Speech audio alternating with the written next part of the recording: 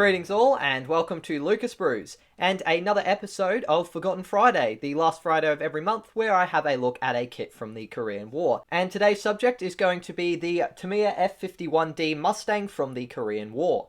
So, starting out with the box, as is typical with the Tamiya 1/72nd scale kits from this time, you sort of have just a picture of a finished model, which some people might find a little bit less attractive compared to box art, but I think it looks pretty cool, and you get a nice idea of what the actual model kit will look like when it's assembled. As well as that, we've also got the titles and a number of 54 from the 1/72nd scale Warbird collection.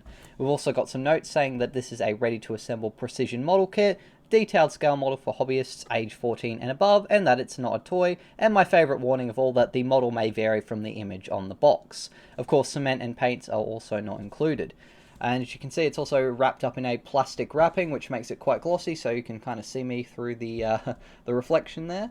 On the bottom of the box, we've got two of the schemes included, one from the 12th Fighter Bomber Squadron, I'm assuming, from the 18th Fighter Bomber Group, and then there's a second from the 36th Fighter Bomber Squadron from the 8th Fighter Bomber Wing, I'm assuming. I'm a little less familiar with post-World War II units and all of that, but that's what I'm guessing they'd be. The box art's repeated on the side, and I also have the price tag. Now, I picked this one up from the Queensland Air Museum, where I'm a volunteer and a member, so I also got 25% off in the shop, so it was a pretty nice deal, but I'll talk about that a bit later.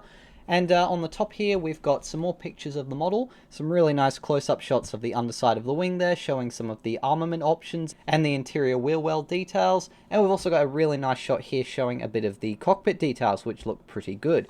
And again, another repeat of the box art, and nothing on the back. Grabbing out a knife, I'll open this one up. So, opening the top of the box here, we've got a few bags of stuff in here. One bag here containing our propellers, drop tanks, armament options, and the decals. We've got a clear plastic stand, which is a bit different, especially for a newer kit. And then inside we have our main sprues here for the aircraft and the clear parts. At the bottom here we've got our assembly guide and also a little kind of basic cheat sheet guide that sort of goes through some of the basics of model making. So if it is your first kit, you've got a nice rundown of the various tools that you might need, talking a bit about gluing parts together and how to remove them from the sprues and do the cleanup, and also how to paint things. So that's nice, it's included. Very great if it's your first kit. I'd definitely recommend having a close read through, but seeing as it's not my first one, I probably won't pay too much attention to it, but still, nice that it's there. Having a closer look at our instructions next, we have a really nice picture of a finished model on the front here, along with a nice detailed bit of history about the P-51's development, talking about its evolution to eventually the D model and subsequently being the F-51, which was when they changed the designation after World War II from P for Pursuit to F for Fighter. So it's nice that you've got a bit of history there if you want to read up on the Mustang and learn a bit more. And then on the inside we have various color guides or codes here with the Tamiya codes as is present on the box. You've also got various bits of advice on tools and guides if this is your first model, which is really handy to have, as well as a few little warnings and bits of advice here and there. Then we've got our first stage of assembly, which begins with the cockpit, which is pretty typical for a 72nd scale Warbird. You've first got the instrument panel, which requires a little bit of painting, and it looks like we've got a decal sheet included for the main instrument panel. And once you've painted that up, you can add it to the cockpit floor, along with the large gun sight there, the seat, which comes in two parts, the joystick, and we've got the radiator intake getting attached to the bottom of the floor. There's various little parts of the cockpit to paint up, and as you can kind of see, they've done different shades of grey to indicate different colours, which is not as great as if they were in colour, but it's still better than nothing. For step 2, we're then assembling our landing gear, which consists of the main wheels getting attached to the struts, and then a landing gear bay door cover, which attaches to the struts as well. We've got two different ones for the right and the left side of the aircraft, and once they've been made up, you can then join the fuselage halves together with the cockpit on the inside. You've also got to paint some sidewall parts here, which appear to have a bit of detail, which is nice, and you've also got some painting to do for the inside of the tail wheel bay. Once that's done, you've then got the exhaust stacks and a little part here for the intake for, I think, the oil cooling system just under the engine there, and then you can attach the lower half of the wings. Now, it looks like you're going to have to do a fair bit of drilling out of these little holes if you want to add things like the rockets for these outer pylons here and the main drop tanks on the underside of the wings here. But once you've done that, you can then attach the upper parts of the wings there, and you've got 2 pieces for the horizontal stabilizer, 1 for each side. Once that's done, you can then attach various parts to the underside of the aircraft, like these pylons for attaching the drop tanks. We've got our landing gear light, which goes on the inside of the wheel well there, and we've also got the scoop and the intake for the radiator there, which looks pretty good. And once you've done that, you've also got 2 different options of propellers, either the Hamilton Standard or the Aero products, depending on what Mustang you're trying to replicate. Typical for Tamiya, you've got a little poly cap which gets inserted into the propeller piece, which I think is really cool. It means that you have a nice compromise of the propeller still being able to rotate pretty easy. You can keep it off for painting as well without worrying about any little parts getting damaged. And of course, if you're transporting the model, you can easily take the propeller off and then stick it back on. So that's a really nice touch. On the other side of the instructions, we've then got some more assembly with step 9 including our various armament options. So we've got 2 75-gallon drop tanks, 2 500-pound bombs, which I believe would have to be one or the other, or we've also got these 6 5-inch HVAR rockets, which are really nice. Looks like there's some fantastic details, and the painting guide is pretty cool in showing exactly what colours to paint these parts. Then for step 10, you can add all of the armament options on that you're going with, along with the tail wheel at the back there, and we've got our main landing gear and also the main doors for the inner part of the wheel wells. You've also got this little actuator there, and there's also a note about the position of A6, which is the doors flaps here. There's a mention here about the position of part A6, which is our doors here, and it suggests that they should be in the fully open position. I believe that when a Mustang has been on the ground for a while, that's how they'd be, but if the aircraft had just started up or had just landed, they would be still fully retracted, as it wouldn't have lost pressure in the hydraulics. But obviously, that's up to you. And we've also got some notes about the angle of the landing gear, but being 90 degrees, it's pretty simple by the looks of things. Then we've got our canopies, and there's 2 different options by the looks of things. We've either got this just referred to as canopy, or we've got the Dallas-built canopy. So I believe one's slightly more curved than the other one, but I'm not too certain on the exact specifics. And turning over that page, we've got our final step of assembly, which includes adding the propeller along with the canopy parts and a little antenna for the radios at the back here. So a reasonably simple assembly for a Tamiya kit with some really nice looking details by the looks of things, and some really great options for armaments, so that looks pretty good. Would be cool if we had a pilot figure, since we've obviously got a clear stand, but there's no mention of the clear stand in this instructions, so that's a little bit strange. Maybe it was added later on, but not mentioned. Then we've also got our marking guide as well, so we've got 3 different schemes. The first one is the one featured on the box with those really nice looking shark teeth in the front there, and it's basically got a yellow spinner, I believe, at the front there with the bare metal finish. For the second scheme, we've got a few stripes, and this one is from Colonel W. Clark, the CEO of the 18th Fighter Bomber Group, so a bit of a high-ranking officer there. We've got some really nice markings by the looks of things with these stripes, but again, it's pretty simple in the silver scheme. And finally, we've got the other one from the box, which is from the 36th Fighter Bomber Squadron. Again, it's a silver Mustang, although I believe we've got red trimmings on this one, which would look pretty nice. Of course, the Mustangs in Korea were used by not only the Americans, but a lot of other air forces, namely the Royal Australian Air Force, I believe the South African Air Force, and the Koreans themselves, the South Koreans that is, also used them. So it would have been nice to see a little bit more of a reflection of the checkered service history of post-war Mustangs. But hey, we've got some really nice choices here for the American ones, which is still pretty good. We've got a few notes here about painting, talking about the mid-1944 onward built P-51s were done in bare metal, with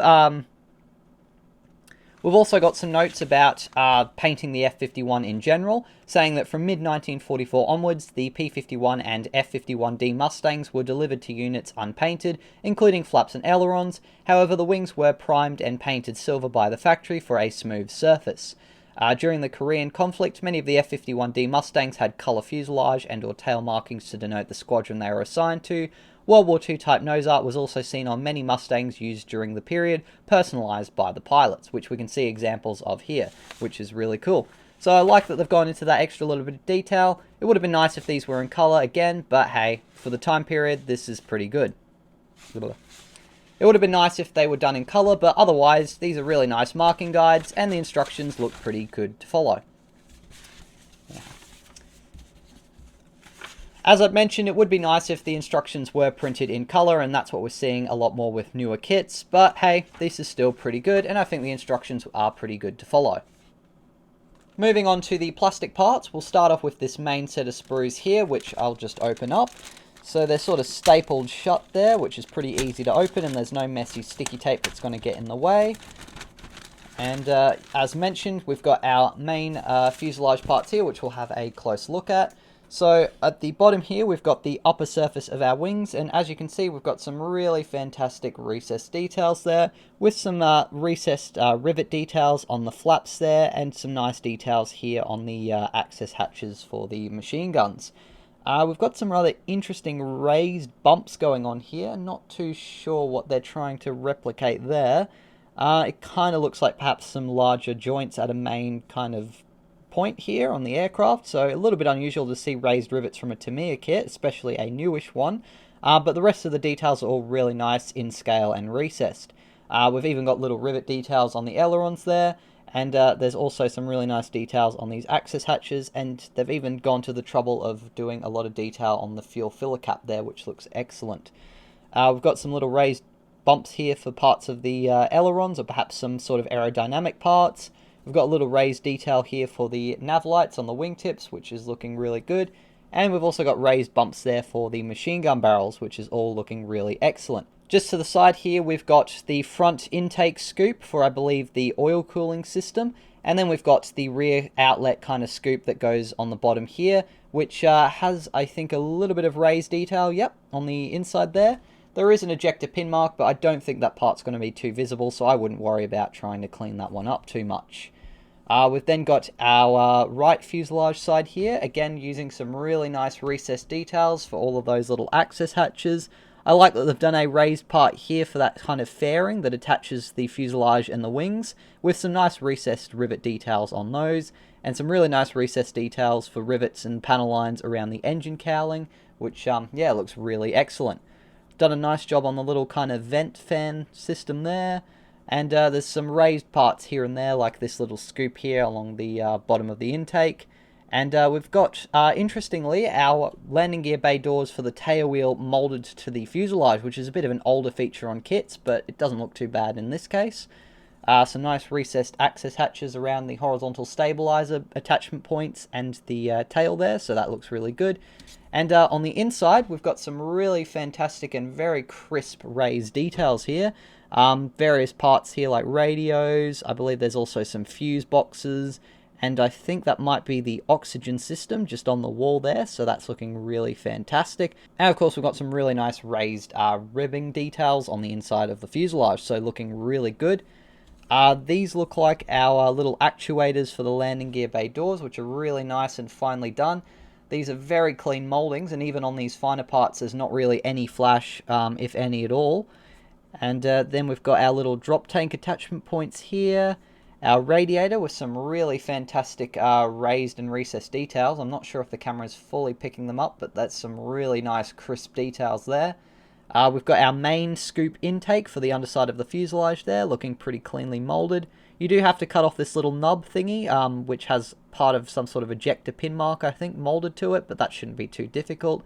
And we've got our base piece of the propeller hub there, which looks pretty good as well. The underside of the wings looking absolutely fantastic. You've got some really wonderful raised riveting details and ribbing on the inside of the wheel well there, along with even some little control joints and little pulleys and cables there. Some really nice internal details, so that's fantastic there. Probably some of the best you'll get in this scale. Interestingly, we once again have raised rivets on the underside of the wings here. So there's raised ones here along these panels, and then again we've got those strange main rivets and then a couple kind of trailing off. So I'm not sure what kind of feature they're trying to replicate there, but it looks pretty purposeful and quite cleanly molded. So it'll be interesting to do a bit of research into the construction of the Mustang and see what Tamiya is going for there, but I trust them. They usually do a bit of research. We've got some nice drilled out holes, or completely, I guess, see-through holes for the ejector ports or ejection ports for the machine guns, which I think look really good. Again, some nice little recessed riveting details for these access hatches, some nice raised bumps here where appropriate, and everything is looking really cleanly molded on the underside wings there. Next we've got our canopy framework there, or the main kind of base sliding piece, which looks pretty good. And then we've got some smaller parts in the middle of the sprue, including our landing gear, which looks fantastic. Again, you've got really nice, crisp, clean details there on those main landing gear struts, with a few ejector pin marks, but they're all in invisible spots or parts that are going to be covered up. Our landing gear bay doors look pretty good as well. Again, they've got some ejector pin marks, but you're not going to see that one because it's going to be covered by the strut and the tyre. On the outside, not really too much detail, and there does appear to be some sink marks on this part, but otherwise not too bad. Our tyres here look really nicely done. They've done some recessed details for the tread pattern with a large raised seam line in the middle there, but I'm pretty sure that that's actually normal on most tyres, but if not, you could probably sand that down pretty easy. Nice details on the hubs there, and the underside or the rear side of the tyres also look really nicely done. We've got our main instrument panel here, which has nice rudder pedals attached to it, and we've got some raised sort of circular outlines for all of the dials there, which should be pretty good to line up the decals with, and pretty easy to pick out with a brush, so that looks pretty good. Our main kind of flaps for the inner part of the landing gear bay doors look good as well. They've got some really fantastic details on the inside there for the little kind of divots and indents, and it doesn't look like it's caused too much sink marks or anything on the outside, which is great. We've got our headrest in the rear part of the pilot's seat there, which looks pretty good. Again, there's a few ejector pin marks, but they're going to be hidden, and the headrest kind of looks pretty good. Only a tiny bit of perhaps flashing on the inside part there, but nothing too serious. And they've done a nice job, I think, with the fabric, giving it some softer kind of edges there. We've then got our exhausts, which look really quite nice. They haven't drilled holes out in them, but they still look really good. And finally, we've got our little joystick here in this row of parts, and it has some really nice kind of texture there for the cover at the base, and a nice little bit of detail for the handle there, or the main grip. Our cockpit floor is also included here on this sprue, with our radio stack in the back there, which looks pretty decent. And we've got a few raised details for engine controls, and some little bump here. I'm not super familiar with the Mustang's cockpit, but that still looks pretty good. And on the underside, there's nothing really, apart from a few keys to help line up parts, including the radiator. And you can see they've got holes there for where the joystick and the main instrument panel will go, along with these holes here to line up the seat. We've also got horizontal stabilizers here, which look pretty nice, with some really good recessed details. A little bit of riveting on the outer part here, but otherwise it's just the sort of panel lines, but still looks really good. Other fuselage halve here for the left side. Again, really wonderful recessed details, very cleanly molded. I just realized though, of course, if you've got the tail wheel doors molded open, it's going to be a bit of a pain to cut them off and glue them in the closed position, so that's a little bit annoying, but I'm sure if you really wanted to do that, you could. We've got our tail wheel as well in the corner here, with some really nice recessed details on the tyre there with those little holes, and some fantastic raised riveting details for the inner part of the hub there, and also the struts and little actuators and pistons on the tail wheel itself. That should slot pretty nicely into this little piece, which is on the inside of both fuselage halves to line things up. And for the right fuselage, we've got what looks like some throttle controls and some other various raised details, which look pretty crisp and clean. Looks like we've got yet another set of exhausts. This one seems to have a larger shroud, so I'm not too sure which one we'll be going with, but I'll have a closer look when I'm building. And of course we've got our pitot tube and the radio antenna in the corner. We also have another bag that was inside that bag, which contains our clear parts, which we'll have a look at now.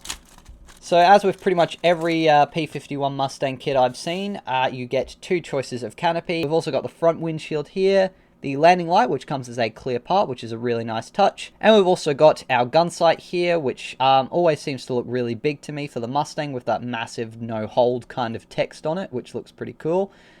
So yeah, the clear parts are really nice and cleanly molded.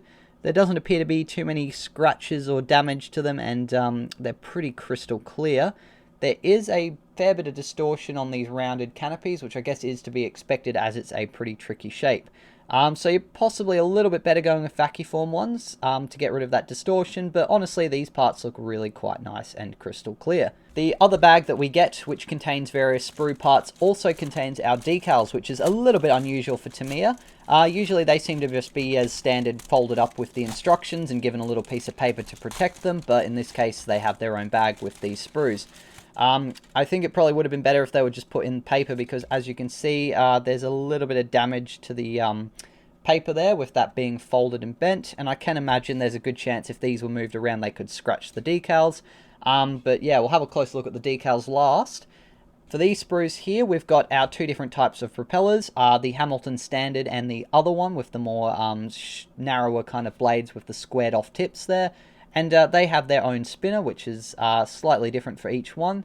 They're pretty cleanly molded and look quite nice, so that's good. We've then got our various armament options. So we've got the 500-pound bombs, which look a lot smaller than I was expecting. Yeah, but they're quite nicely detailed with the little fuses and the pylons molded to them, with the stabilizing fins molded separately. We've got our 6 rockets here, which again also look really quite nice and cleanly done, with some nice raised details and a little bit of recessed details for the fuse tip there. And we've also got our drop tanks here, which are really quite nicely done. You've got recessed details for the main kind of filler cap point, but then you've got raised details for these kind of little parts at the top there, and you've got that nice raised lip on the edge there, which looks really nice. So some nice parts here, and it's cool that you've got those armament options. A lot of Mustangs were obviously being used for ground attack during the Korean War, so great that you've got that reflected here, or you can use the standard drop tanks if you wish. The last plastic bag here, which contains our stand, also appears to come with instructions for it, which is interesting. It makes me think that they added this stand sort of later on in this tooling's life as a little bit of a small bonus. Although, since we don't have a pilot, I think it's a little bit of a weird choice, because you're going to have the aircraft with its landing gear down, because that's how it's designed, with them molded open for the tail wheel, and no pilot. So a little bit strange, but hey, you've got one there, and if you so wish, you could modify your kit so it's in flight and add a spare pilot. Instructions are pretty basic for this. You basically just slide that main piece into here somehow, and then drill out a little hole to the bottom of the Mustang and attach that to the base. I'm probably not going to use this, as I tend to obviously use my aircraft for stop motions, so fixing them to a stand would not be as easy to make animations with them, but hey, nice little bonus, and if you wanted to, I'm sure it could be quite nice to have it mounted on this stand. And finally in this kit, we have our decals, which, as I've mentioned, have been slightly damaged in the bag, but luckily there's no scratches. So the quality on these look pretty good. I'm not a huge fan of Tamiya decals, as I tend to find them really thick and they seem to silver really badly, even when applied to a gloss varnish, so not ideal. But I might still use these if I end up going with one of the kit schemes, although I haven't decided just yet. But they've done a really nice job doing some of these finer common stencils, with most of the text still being readable, even on these little details about the fuel and the, I think these are like serials for the aircraft. And the artwork on these Mustangs looks really quite nice. I like the stripes, but I also really like the teeth, which are pretty famous on a lot of these aircraft. And yeah, all of the stencils are pretty clean without too many imperfections.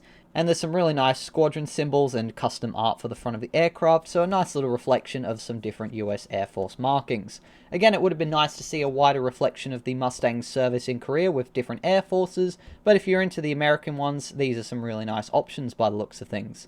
So, having had a look at the Tamiya F-51D Mustang in 1/72nd scale, I have to say I'm quite impressed by this little kit. Although it may be a tiny bit expensive for 30 AUD, being a slightly older model compared to some of the newer kits that are coming out for the same price, you still get some really fantastic details in the wheel well especially, and really nice external details. Everything is really crisp and cleanly molded, so it should go together without any dramas. The instructions are pretty clear, so if you're a beginner it looks good. And you've also got some nice options with the armament and the 3 different schemes. As I mentioned, it would have been nice if there were some other air forces included, since the Mustang was quite widely used by other air forces, especially in the Korean War. So I may end up going with perhaps some Australian markings I've got spare, or some other air forces, although I am still very tempted by the 3 included, so we will see. Maybe that will become a patron or a YouTube poll vote. There are some strange choices, I think, like the raised rivet details, which are kind of going out of fashion. It might be that the way the Mustang was built, it is actually more accurate to have those raised details in those areas, but I do think it's a little bit strange. It's also a bit strange, I think, that they've included a clear stand when there's no pilot figure and no way to have the landing gear closed without a bit of modification and no sort of guide on how to do that. So, strange choice, and it would have been nice if they included pilot figures and better assembly for the landing gear to be closed out of the box, but with a bit of modification, I'm sure you can figure it out. Compared to other 1/72nd scale P-51D Mustangs, it's been a while since I've had a look at any other ones, but from memory it looks a little bit better than the Airfix kit in terms of detail, but I suspect that the relatively recent WWII kit is going to be a bit more detailed.